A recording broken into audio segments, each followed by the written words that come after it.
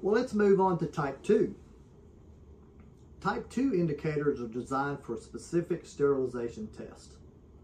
The most common example of a type 2 is the Bowie-Dick test.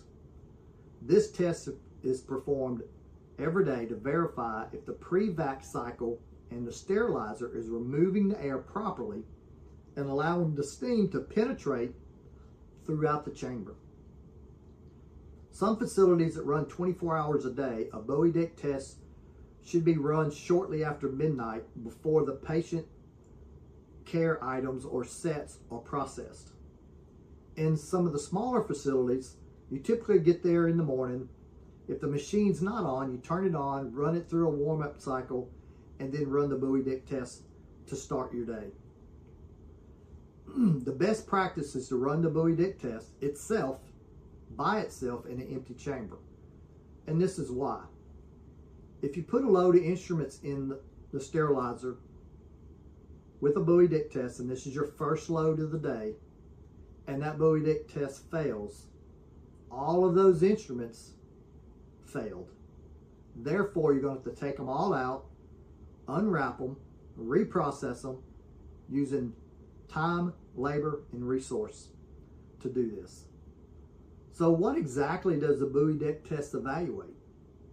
The test evaluates or verifies that the air is effectively being removed from the chamber and replaced with steam. Air in a sterilizer is the enemy. If air pockets remain in the chamber, steam cannot reach all the surfaces in the sterilizer. The sterilization process may be compromised.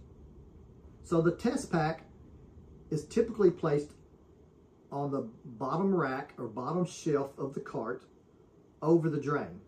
Most of the drains are immediately inside of the door of the sterilizer.